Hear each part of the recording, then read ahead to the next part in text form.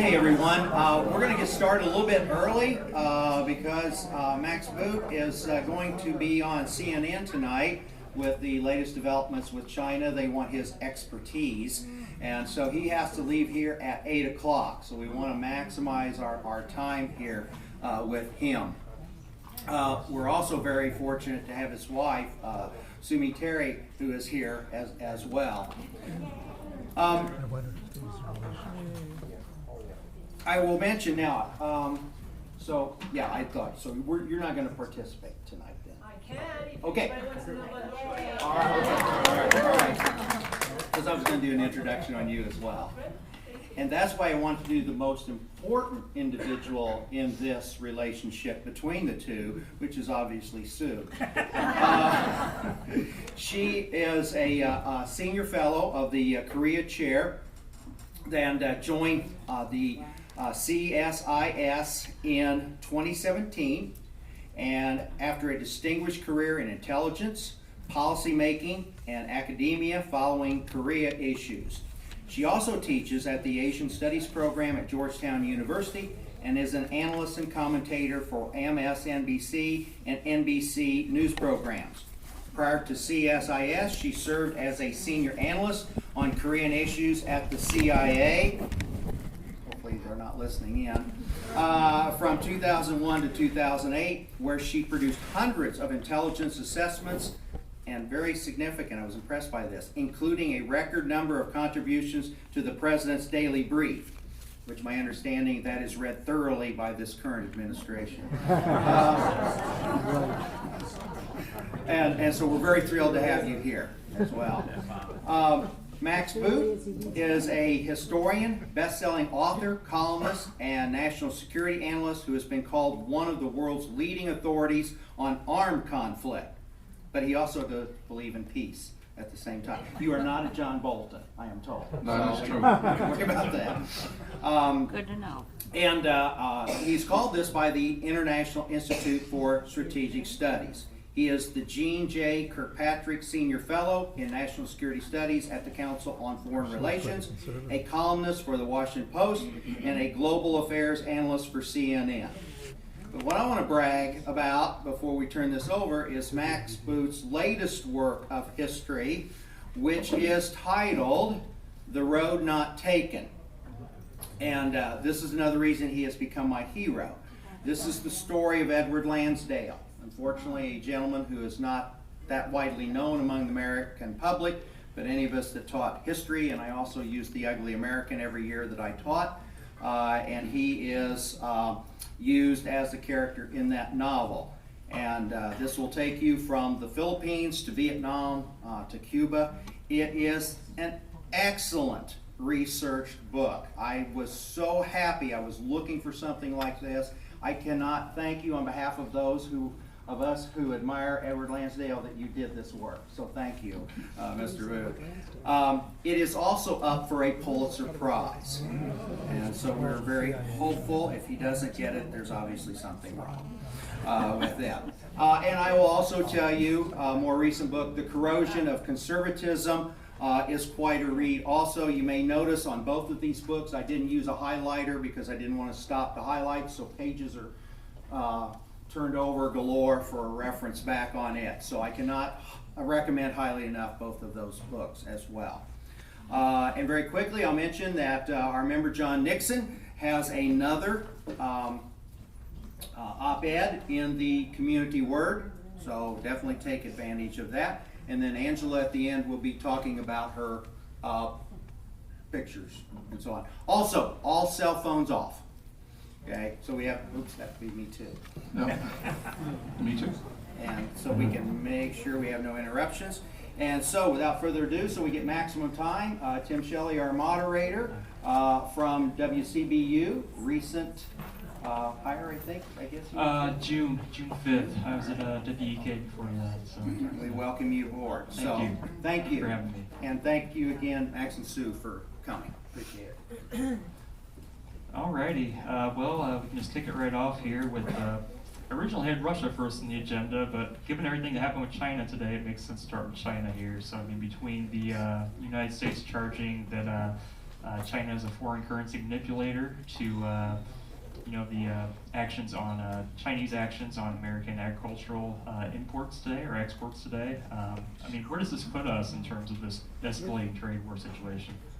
Well, that's a good question. I'll answer that, but first let me just say thank you for having me here, and thank you to Don for the great introduction and the enthusiastic welcome, and it's a pleasure to be out here with all of you. I mean, obviously, most of the time, Sue and I are pretty isolated in the Washington, New York bubble, so it's nice to escape every once in a while, and I'm curious for an exchange of views and ideas, because I think what folks here think is incredibly important to the future of the country and the future of the world. And I think those of us who are in places like Washington, New York definitely need to be listening to the voices of the heartland some more, and failing to do that, I think, has created the current situation where there is such a major divergence between the actual foreign policy of the United States right now and what most foreign policy experts or folks in the foreign policy establishment think is wise. Now, obviously, one of the things that President Trump has done is he has challenged China, and actually this is one of the few things he's done where there is a degree of bipartisan support, and even some in the support of experts as well, who feel like China has been taking advantage of us, and it was necessary to confront them with some of their intellectual property theft, some of their trade abuses. Those things are very real problems and that we need to address. But I have my doubts about whether this trade war will end well. When we started, President Trump said that trade wars are good and easy to win, and so far we are seeing very little evidence that they are either good or easy to win. And I suspect that in communities like this one, you're probably feeling some of the effects of that trade war with the impact it's having on American agriculture. And I guess some of that is being cushioned by the subsidies that President Trump is extending to farmers, which obviously are very welcome to farmers, but it's kind of incongruous to have a president who bashes socialism on the one hand, and on the other hand extends billions of dollars in aid to farmers, which are necessary because of this trade war. Now, again, I wouldn't necessarily be opposed to this action if I thought it would actually bring a good result, but so far the good result is hard to see, because I think President Trump really expected that if we imposed some tariffs on China, they would cave in, come to the table, and make a deal. Well, I think what we've seen is that the U.S. demands are so wide-reaching that the Chinese are not going to cave in, because basically they can certainly buy more American agricultural products, and that could easily be part of some kind of face-saving way out of this confrontation. They can also reduce their intellectual property theft, although that's very hard to police. But fundamentally, they are not going to give up their industrial policy, which they see as being the key to China's future economic growth. And you can't really expect any country to do something that it thinks will be against its economic interests, especially a country like China, where the whole legitimacy of the Communist Party and Xi Jinping and his rule, it's based entirely on high rates of economic growth. So they really, the view in Beijing is they really can't afford to see the Chinese economy slowing down too much. Otherwise, their raison d'etre, their reason for ruling is going to disappear. And so they feel compelled. They've got these key industries and artificial intelligence and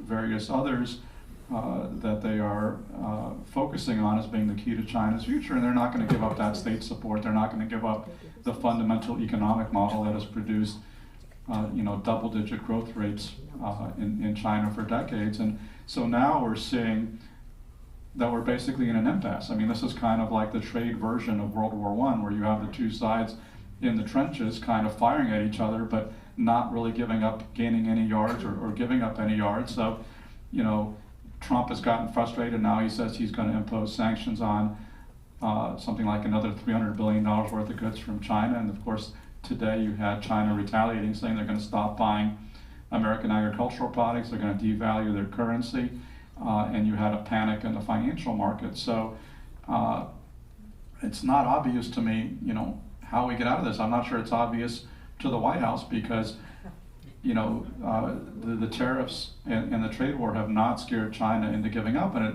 may well be the case that the Chinese have adopted a very different strategy, which is trying to impose maximum pain on the United States and basically trying to wait out Trump and hoping that he's going to lose the 2020 campaign. So, with Trump, I mean, he's had a fair amount of support from his base for confronting China, so he's not necessarily going to back down, except the one scenario in which he would back down is if this is actually looking to hurt the economy, which in turn is going to hurt his re-election prospects, in which case I think he would back down in a hurry. But so far, when you have a $20 trillion economy, you can absorb a little bit of damage on the margins, which is what we've suffered with the China trade war. It has certainly not, it's slowed the expansion a little bit, but it certainly has not stopped it. And so basically at this point, I would say both Beijing and Washington feel like they have more to gain from just the status quo than they have from caving in. And so that's basically a recipe for an extended gridlock and extended trade war.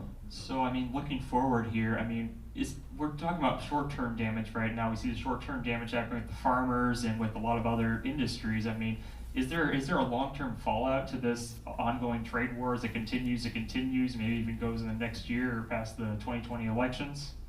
Yeah, it's going to be interesting to see, because I think what you're seeing is a delinking of the U.S. and Chinese economies, which have become very interconnected in the last several decades with, supply chains for all these American companies running through China. I mean, if you have an iPhone in your pocket, a lot of it is probably made in China.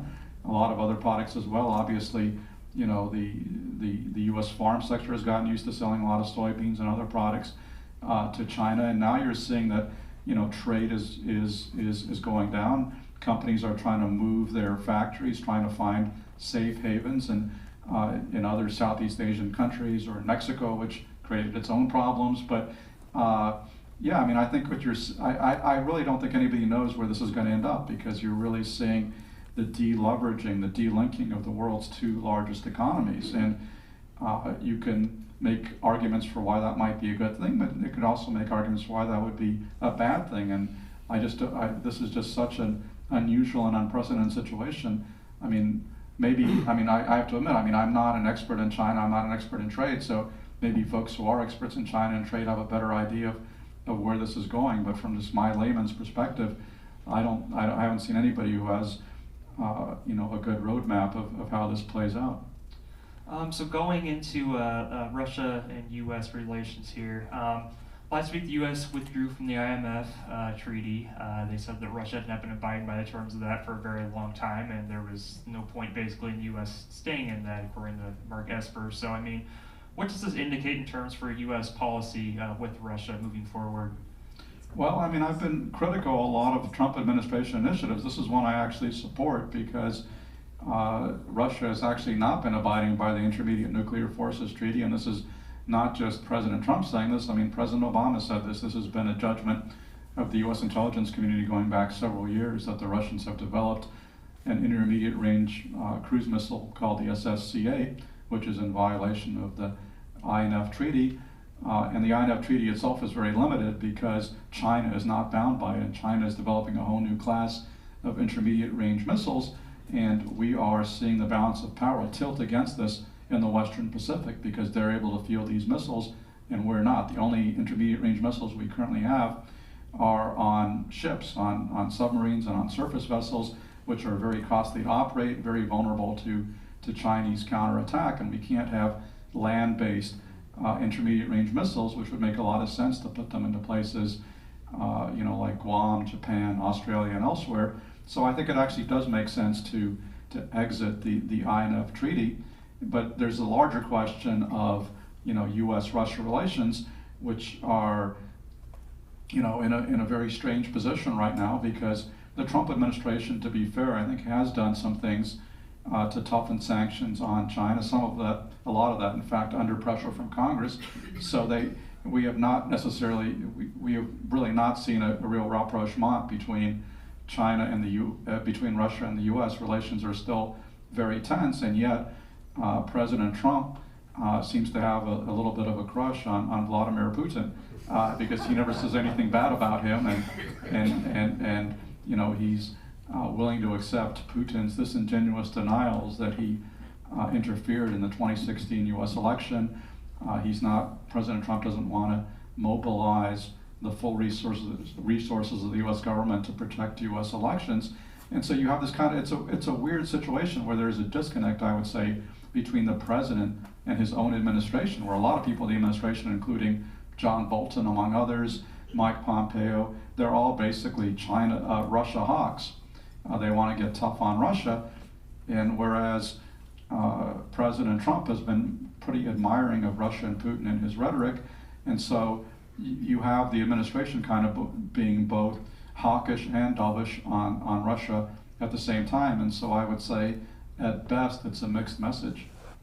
So, I mean, what are the potential repercussions of that mixed message? I mean, is Russia focusing more on what the president's saying, or are they focusing more on the policy being set by the people, the ground level diplomats and others? I mean, what's Russia's role in all of this? I mean, I think the Russians are pretty canny operators. Putin, the old, KGB guy.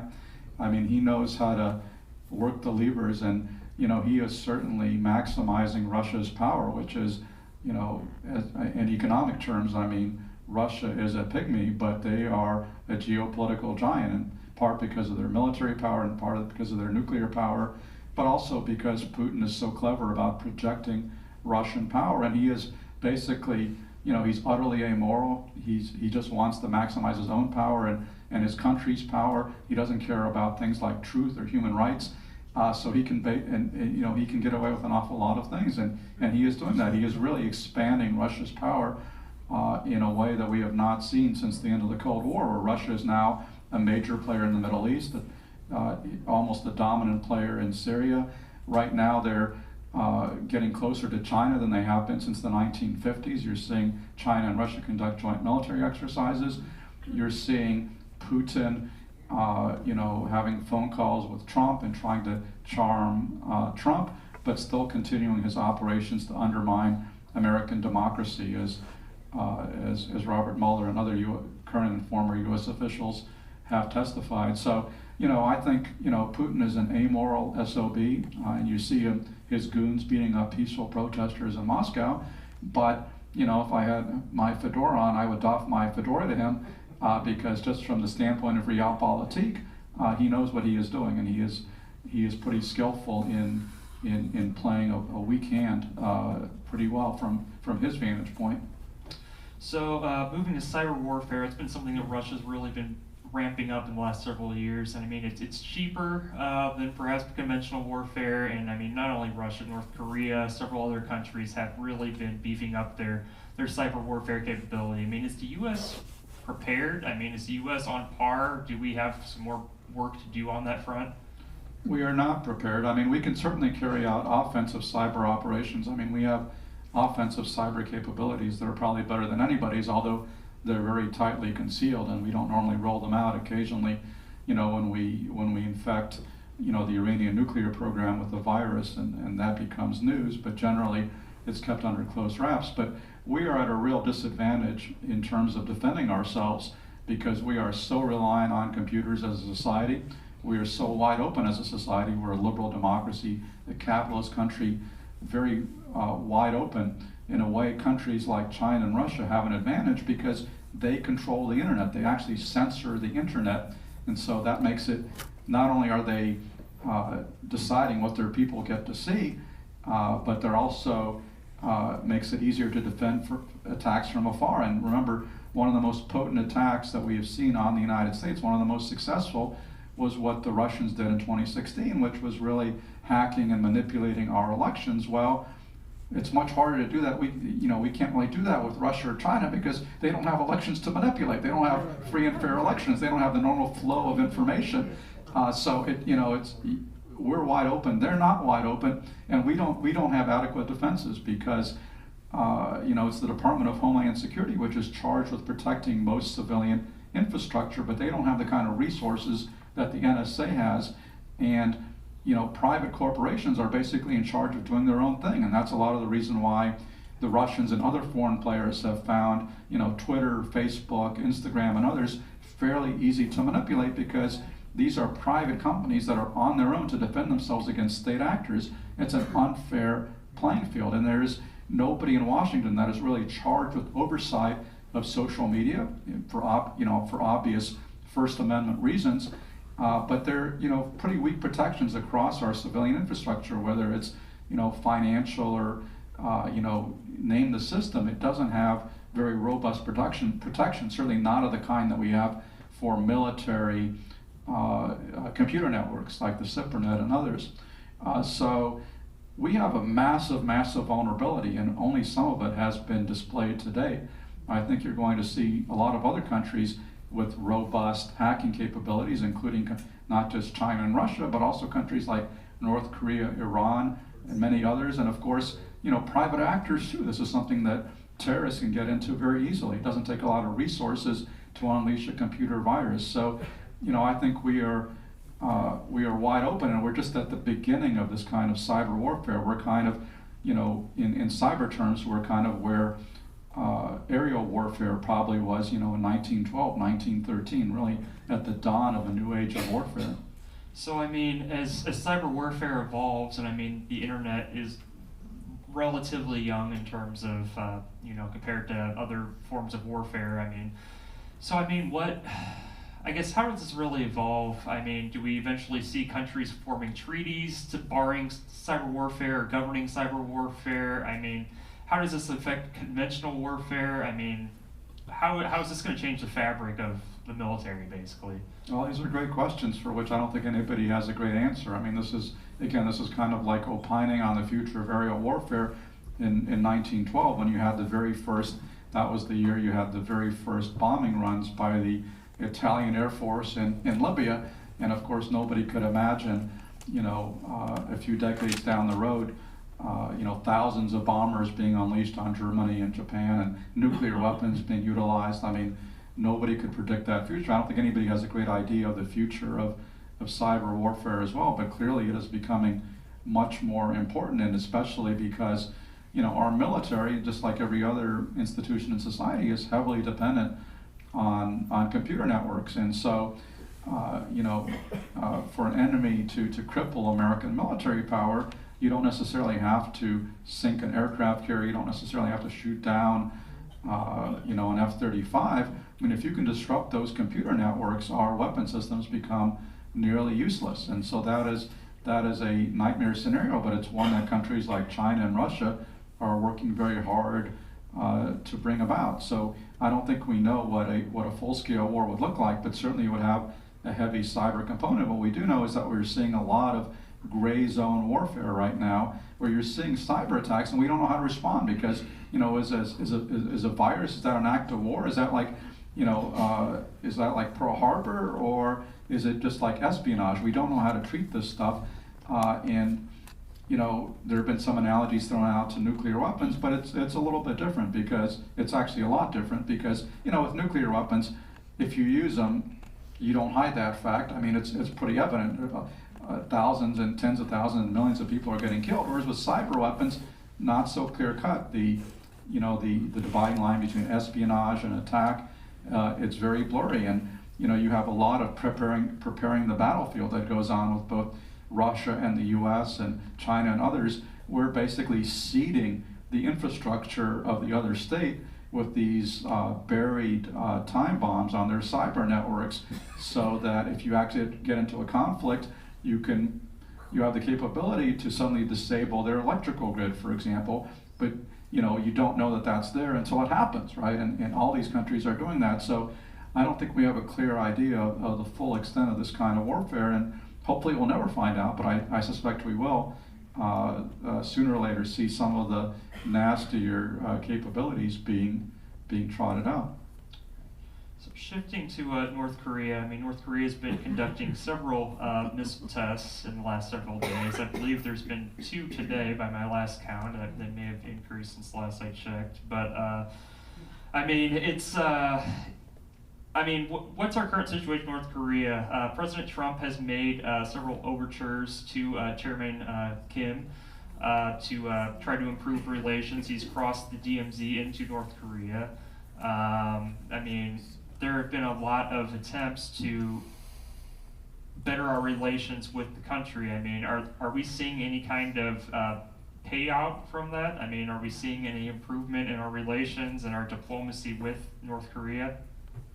I mean, this is a fair question for You're you. asking me, or are you I'm asking asking whoever would like to answer. That's just my talking points. You want to answer? And then I You can. go ahead. Yeah.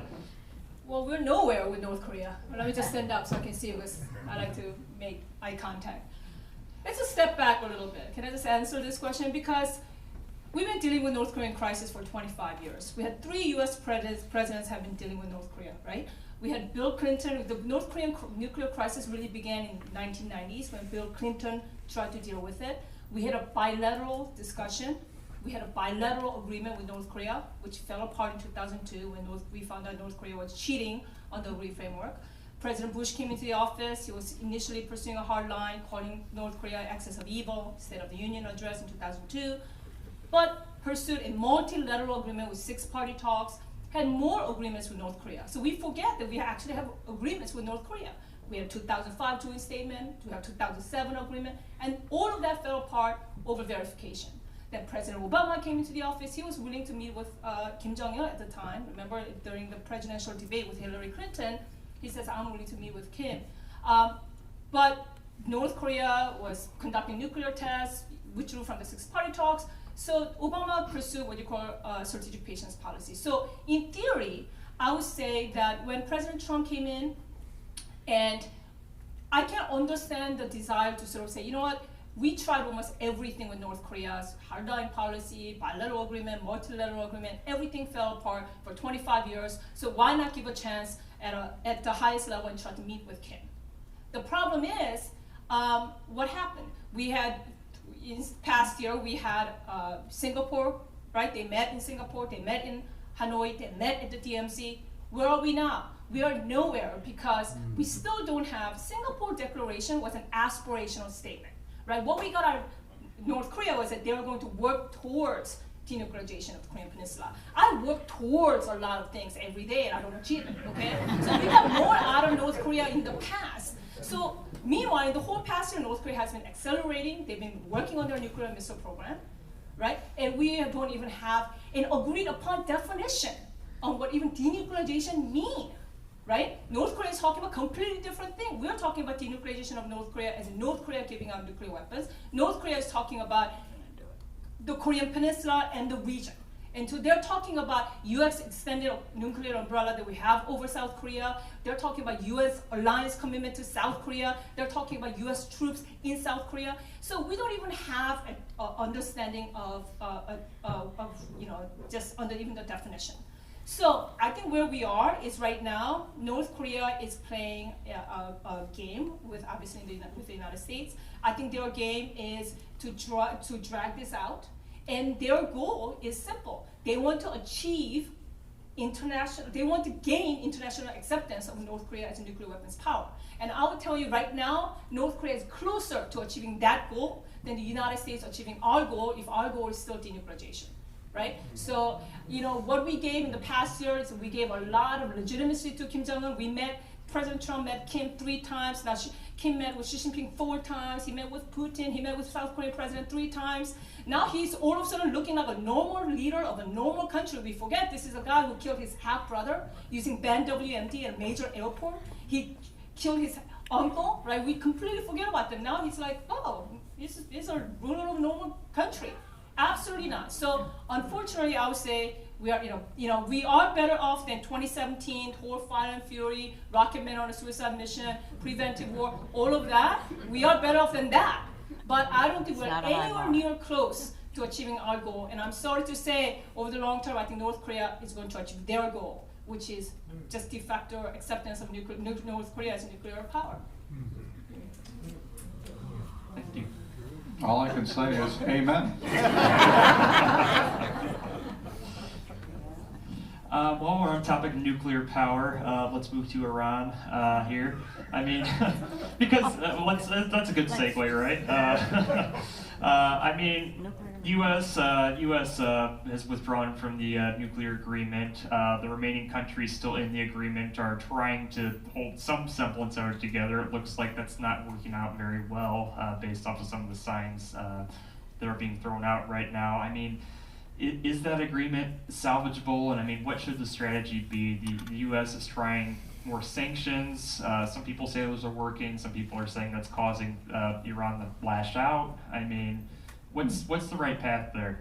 I mean, I think you're seeing with both China and Iran kind of the limits of American unilateralism, because in both cases, you're seeing the U.S. trying to pressure our adversaries basically with a coalition of one, and it's creating a lot of disruption, right? It's creating a lot of problems. Like we were talking about the trade war with China. Well, with Iran, we may be close to an actual war because we've been very close to shooting with the Iranians in the Persian Gulf over the last few months, but I'm not sure that we're any closer to achieving our actual objective, and I'm not even sure what our objective is, frankly, because I was critical of the JCPOA, the Iran nuclear deal, but I don't think it made any sense to walk away from it because our own intelligence community was saying the Iranians were abiding by it, and now they're actually increasing more uranium enrichment beyond the levels that they were doing under the deal.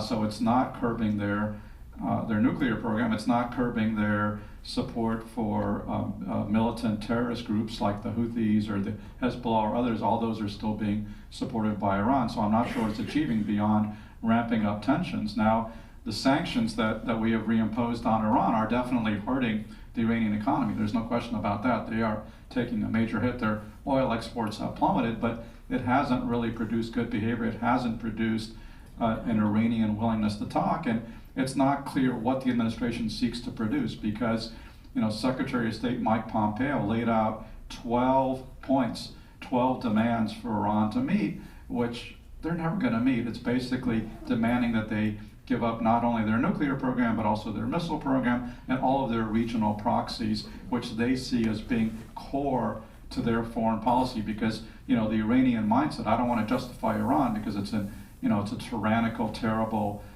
anti-Semitic, horrible, no-good regime, but you have to understand your enemies instead of just vilifying them, and you have to understand from the Iranian perspective, they feel like they're surrounded by enemies, the United States and Saudi Arabia and Israel, and so they see their proxies, their militant groups as being a way not only to project power, but also to defend Iran from all these enemies. And there's no question that they have achieved kind of a balance of terror with states like Saudi Arabia and Israel because of their power projection. So I don't see them giving that up very easily, just as I don't see the Chinese giving up their industrial policy, which they also see as being core to regime survival. Now, President Trump has not necessarily endorsed Secretary Pompeo's 12 points because President Trump has said all we want is for Iran to give up their nuclear program. And, a few weeks ago, Rand Paul, when he was golfing with Trump, asked Trump whether, he would empower Rand Paul to be kind of informal envoy to Iran. And Rand Paul said that his first goal was to get the Iranians to issue a statement, giving up any nuclear aspirations. Well, if you actually read the JCPOA, the Iran nuclear deal, pretty much the first line is that Iran, renounces any desire to get nuclear weapons. Now, that doesn't mean they're necessarily being sincere, but they have certainly, at least on paper, renounced that before.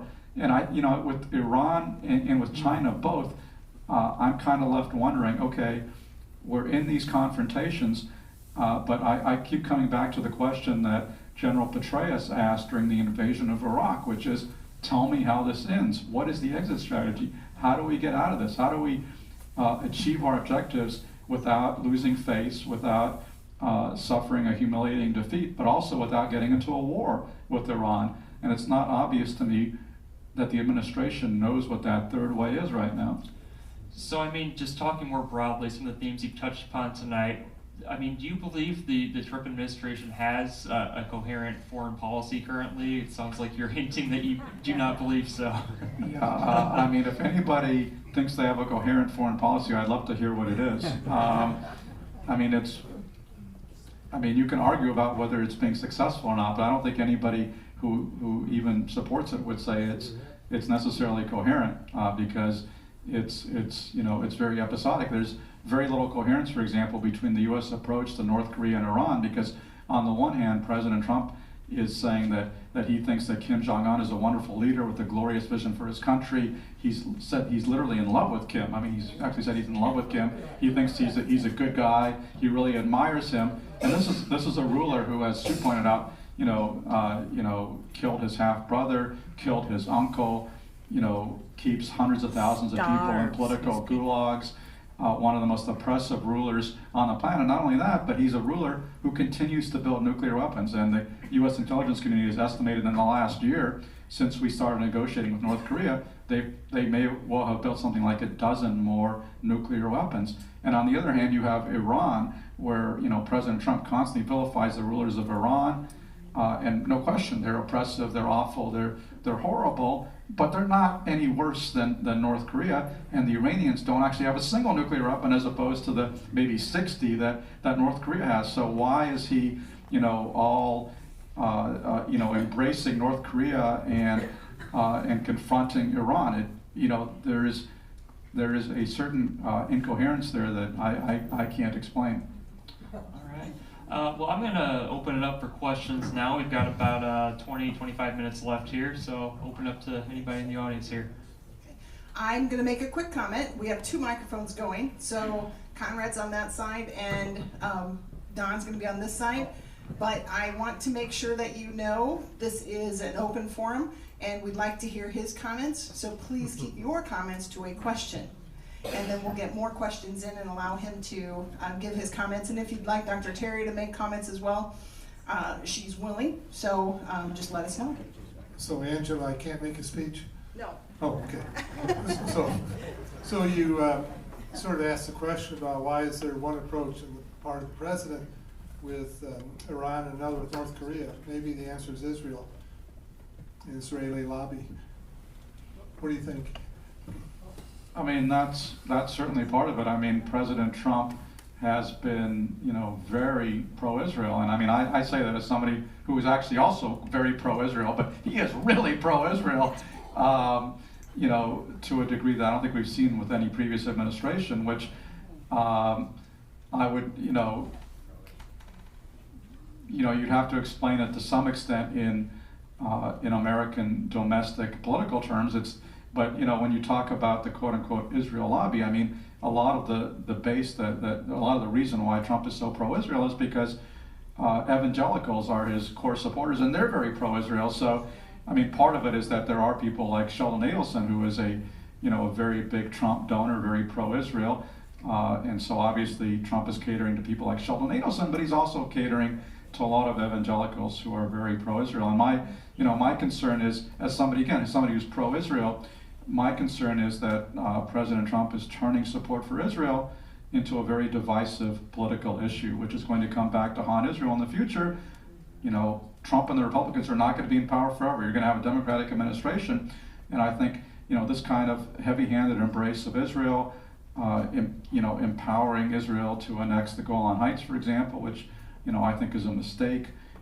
Basically, not pursuing a 2-state solution, kind of giving Prime Minister Netanyahu a blank check to do whatever he wants, and then vilifying anybody who's critical as being anti-Israel, being anti-Semitic.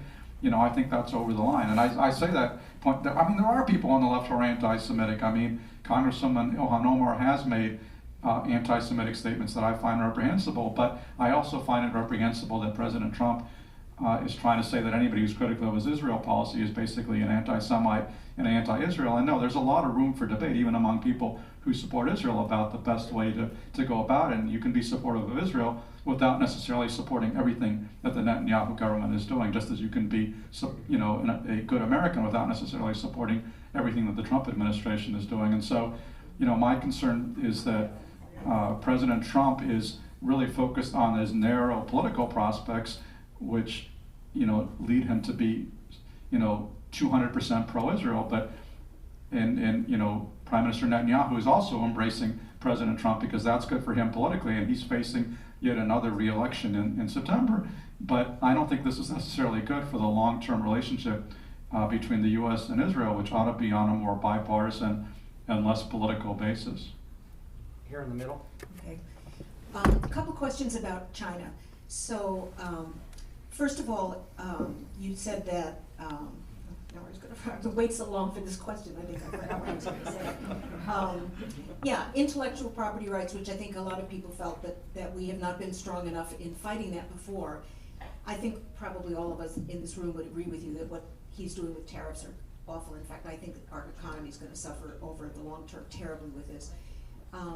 So two questions. One is, what are some other ways that he could or should have fought if we wanted to get tougher that might have been more effective? And secondly, if and when, please God, somebody else wins in 2020, how long might it take to counter the effects of what is happening with the economy and build? I mean, it's going to be too late for the two economies to begin to come back together again? That's a great question. I mean, I think the number one thing we want to do if we actually want to counter Chinese economic power is we ought to enter the TPP, the Trans-Pacific Partnership, which was a free trade accord that we designed, and it's a way that we can have a free trade relationship with China's neighbors, and we can stay a major economic player in East Asia. And of course, the very first thing that President Trump did was to exit the TPP. But then, if you ask, which I think was a horrible mistake, and is basically, an own goal. It basically gives China an easy win. But then, you ask about the Democrats, but I'm very dismayed to see that, basically none of the Democrats are saying that they're very eager to re-enter the TPP either. Even Joe Biden, who, very moderate, and he was, his administration negotiated the TPP. When he was in office, he was selling the TPP, and in the last debate, he's saying that he needs to renegotiate the TPP. Well, there's nothing to negotiate. It's been negotiated. It's a good deal. It's one that we ought to enter. And so, I really have, a lot of long-term concerns about the future of this country, and one of the big ones is we really don't have a free trade party anymore. It used to be the Republicans. They're really not the free trade party because President Trump has embraced protectionism, and the Democrats have long had that split where they've had presidents like Bill Clinton and Barack Obama who have been pro-free trade, but the grassroots of the party has become very protectionist, and now you're seeing the grassroots catch up with the leadership. And so basically, free trade has been the foundation of American power since 1945, folks. We cannot give this up any more than we can give up our commitment to these global security alliances, NATO and Japan and South Korea and others. This is what has made America #1 in the world. If you're expecting the US by itself to counter a nation of 1.4 billion people in China, or a comparable sized nation in India, or all these other powers, it ain't gonna happen. We don't have the population. Our economy is not gonna stay #1 forever. The only way we're gonna be successful is with allies and with trade partners. And if we're kicking dirt in their faces, we're gonna be in big trouble. And the US economy and US security is gonna be in big trouble down the road. And unfortunately, I don't see enough people on either side of the aisle really sticking up for the free trade or for the security relationships that have created by the greatest generation, that have been the basis of American power for 70 years. So I have some real concerns about the future. What about the intellectual property rights? Oh, yeah, I mean, those are issues that we need to pursue. I think you can pursue them through the WTO with our allies. I mean, the Europeans are actually have some of these same concerns. They want to work with us. We should be working with our allies, not by ourselves. And we should certainly be imposing sanctions on individual companies like Huawei if they're engaged in espionage or intellectual property theft. I think that is totally legitimate. But I think tariffs are kind of this blunderbuss approach where we're hurting the entire economy. You're basically deploying a howitzer to hit a gnat. I mean, you want to use a rifle to pick off your targets in a more precise manner. Which of the Democratic presidential candidates is most prepared to execute a coherent foreign policy? Well, that's a great question. I mean, I think the easy winner is Vice President Biden because he's been there. I mean, he's had the experience.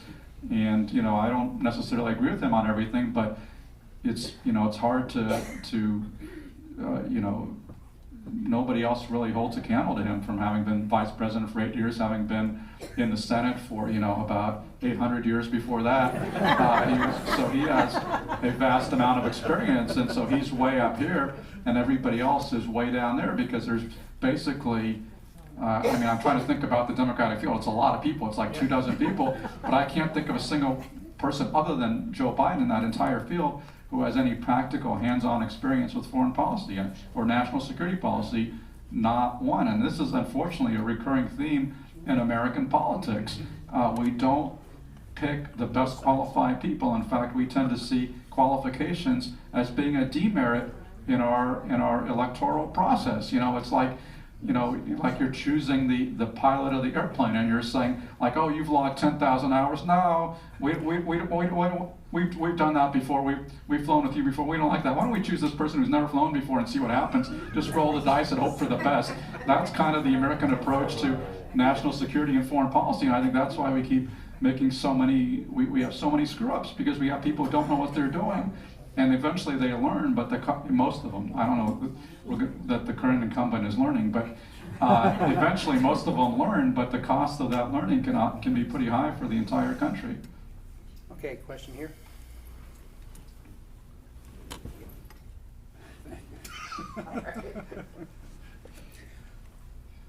Back to China and Russia. The Russians using cyber attacks on the election to affect the 2016 election, probably 2020 election. Looking at China and the retaliation for the American tariffs, putting their own tariffs on things and not buying materials, certain materials. They read the press as much as anybody else. They know red states, they know blue states, they know battleground states. Are they being particularly picky at what they're doing with their tariffs to affect the election economically, as opposed to cyber? Oh, absolutely. I mean, the Chinese, they're not stupid. I mean, a lot of their elite are educated in the United States. They know this country. They understand the political system. They understand the vulnerabilities, and you know, a lot of the reasons they're going after agricultural products, well, A, because that's one of the largest U.S. exports to China, but B, it's also because they know farm states are Trump states, so they're trying to hurt Trump's base. I mean, it's, you know, you've had various retaliations for our tariffs from other countries, you know, like going after bourbon in Kentucky, you know, trying to hurt Mitch McConnell and his state. I mean, all these countries, I mean, they're not stupid. They're very strategic. They're trying to increase the cost. And as I said, I mean, at this point, I mean, you know, with China, I thought we would have had a settlement a long time ago, because what I assumed would happen is that the Chinese would agree to buy a whole bunch of agricultural products, you know, mouth some meaningless platitudes about respecting intellectual property, and Trump would announce this is the greatest deal ever, the tariffs are being suspended, he's won this amazing victory, and it hasn't happened. So I've been a little bit surprised it hasn't happened, and I can only explain that because he's actually gotten a lot of support from the base, but also to some extent from Democrats as well, for the trade war, and the economy has not suffered too much from that, although you've certainly seen, you know, like a very rocky day in the stock markets, for example, today. But, you know, now it seems like, you know, both sides are basically just, you know, unleashing every weapon that they have. And for the Chinese, that basically means, you know, trying to inflict as much pain on agricultural states, and trying to basically, you know, hurt the U.S. economy in the hopes that will hurt Trump and maybe lead him to be voted out of office in 2020. So it may well be that we don't, and we could have a resolution before 2020. Again, if Trump concludes that it actually is hurting him politically, I think he will resolve it. But short of that, it could continue. But you know, you're going to see a lot of states, a lot of countries kind of emulating the Russian example. And there's so many different ways to manipulate American politics, whether it's hacking and social media, tariffs. I mean, all these ways are, you know, because we're such a wide open society, we're open to foreign intervention in a multitude of ways. And you know, China has one advantage, which is that their leaders are not elected, so they don't have to run for re-election next year. So they are, in some ways, able to absorb more pain and just crack down on dissent. No, Mike first, then you, Kathy. Go ahead, Mike. Are we no longer powerful enough that we can go it alone on all these issues? Have we reached the end of, I mean, America's been the dominant power for generations. Is that era over? That's a great question. Well, I don't know that we've ever really been strong enough to necessarily go it alone. I mean, again, let's remember that going back to the dawn of the post-World War II era, we have really depended on alliances like NATO and our alliance with Japan, Australia, South Korea, and all these other states. Even when we had a lot more power, I mean, there was never any will in the United States to send, tens of millions of troops to Europe. It was the Europeans who were creating, generating most of the troops for their own defense, and we were, providing some troops, but we were providing nuclear weapons, the nuclear umbrella. We were providing air power. We were providing sea power. A lot of things that we were very good at, and it was a real synergy between us and our allies, and that was. That was the genius of the greatest generation of Truman, Atchison, Marshall, Eisenhower, all those others who made America a great power after World War II, was realizing we could not go it alone. We could not hide in Fortress America anymore. We had to go out in the world, establish the forward lines of freedom, whether in the Fulda Gap or the DMZ, work with our allies, stand with other democratic countries in a mutual defense agreement, and also embrace free trade, even if it would hurt us in the short term. They understood that it would help us in the long run. I think that's basically been vindicated. I mean, we're a country that has, about 4% of the world's population and about 24% of global GDP. So we have been the biggest winners, the biggest beneficiaries of the system. We are not losers, we are winners. We have done tremendously well. We have this unprecedented era of peace and prosperity that we have taken for granted, and now we're trying to go it more alone at the very time when our power is waning relative to China, relative to other states. It just doesn't add up. So that's why, I think we would be much better advised to work with our allies in Iran, work with our allies on China, because there is a lot of common ground there. But when we forge off on our own and we get into a confrontation with the Europeans, that concerns me, and it makes it much harder to get things done with adversaries. I just read that China is now the world's largest lender to other nations. Is that true? And if so, how does that impact our foreign policy? You got me. It sounds plausible. I don't know if that's true or not, but... It's in The Economist. Well, I believe The Economist, so not being an economist myself, I will take the word of The Economist. But there's no question that they're becoming very quickly the largest economy in the world, and they have a lot of financial muscle that they're exercising with the Belt and Road Initiative. This is kind of like their version of dollar diplomacy, something we did in the late 19th, early 20th century to dominate the Caribbean. Now they're doing it to dominate Central Asia, and they're near abroad. They're also the largest purchasers of U.S. treasuries. So they have a lot of arrows in their quiver, and so we should certainly stand up against their abusive practices. And we haven't even talked about what they're doing in the South China Sea, which is a major threat to global commerce. And they basically turned the South China Sea into a Chinese lake, where the current head of the Indo-Pacific Command said that the only way to challenge the Chinese hold on the South China Sea is through war with China, which nobody wants, obviously. But they have a potential stranglehold over something like a quarter of global seaborne commerce.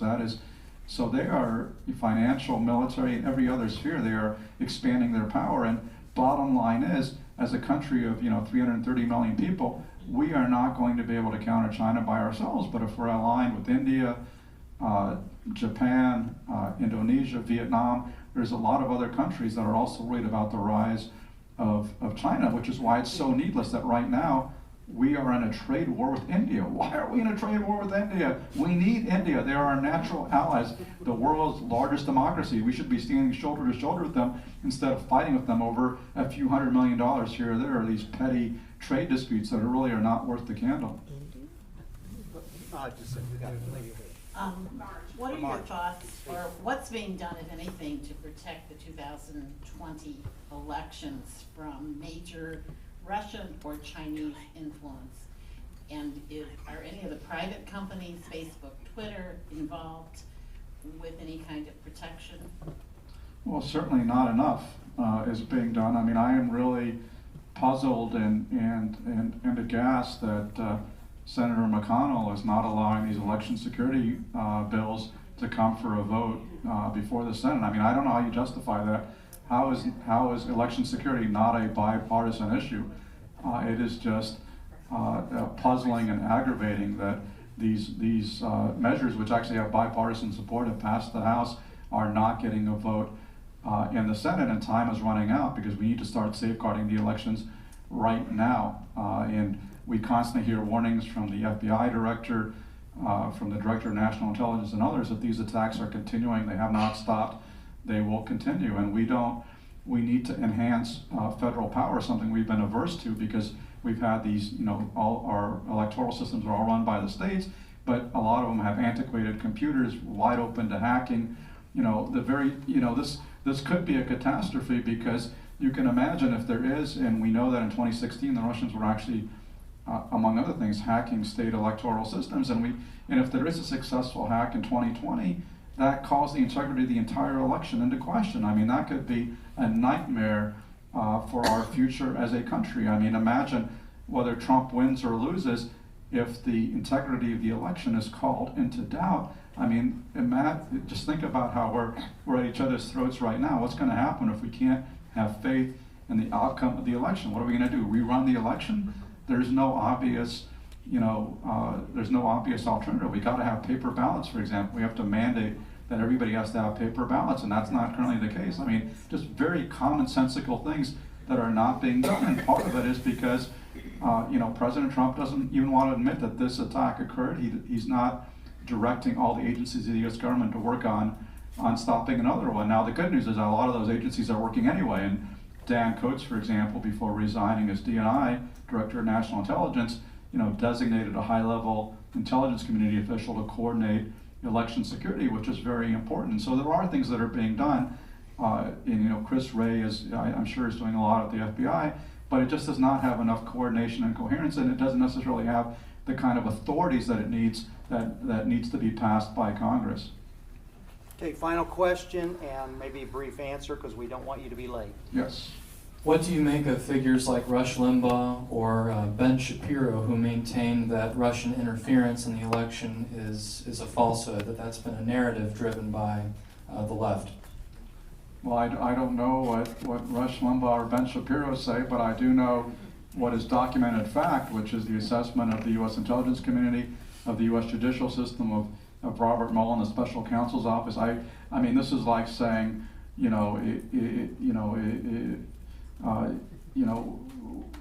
what color is this stage? Is it, is it purple? Is it brown? I mean, it's not really something where you can have a debate. I mean, this is just a documented fact that the Russians interfered in the 2016 election with the goal of helping to elect Donald Trump and helping to sow chaos in the American political system. Now, what we don't know, and this is truly subject, the one area that is subject for debate because there is no definitive intelligence assessment on it because they haven't studied it, is what was the impact of the Russian interference? Was it decisive or was it not decisive? And the intelligence community simply has not studied that, and it's very hard to study in any case. I mean, there have been studies by people like Professor Kathleen Hall Jameson of the University of Pennsylvania, who concluded that it did make a difference in an election decided by 80,000 votes in 3 states, that the WikiLeaks leaks based on Russian hacking did have an impact in particular, but there's no way to prove that one way or the other. We do know that the Russians interfered. We do know they helped to get Donald Trump. They wanted to get Donald Trump elected. We know that Trump was elected. We're never going to have agreement on whether the Russian interference made the difference or not, but at this point, I don't really see how you can debate the facts of the Russian interference because that has been as well established as anything could possibly be. And with that, please join me in thanking Max Booth and Dr.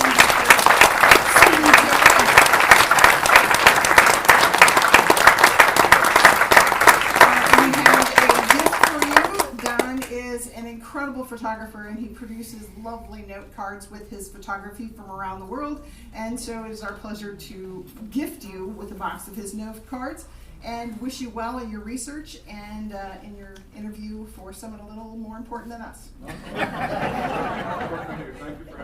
I'm going to escort them out so he's not late, and then Angela's going to update you on our next programs. What time is CNN tonight? 10:10. 10:10. Oh, no, sorry, that's Eastern time, so it's 9:10. So I'll be quick with my comments so you can get home.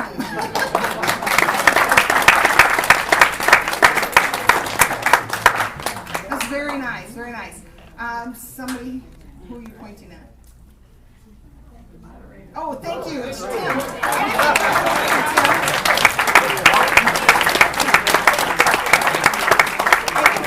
I think he's also running to get some stuff ready to go on the air, so thank you, Tim. So, I didn't know he was gonna leave. Really quick, I'll wrap up the comments, and then you can get home to watch CNN and or listen to WCBU because you'll hear some of our comments tonight. If you are not a member of the World Affairs Council, I cordially invite you to join us. If you've enjoyed this program, I can't necessarily take credit for it. This one kind of fell in our lap thanks to Don Sanford, but nonetheless, we are an organization that hosts a wide variety of conversations about world affairs and how they affect us locally. So if you enjoyed our program, consider becoming a member.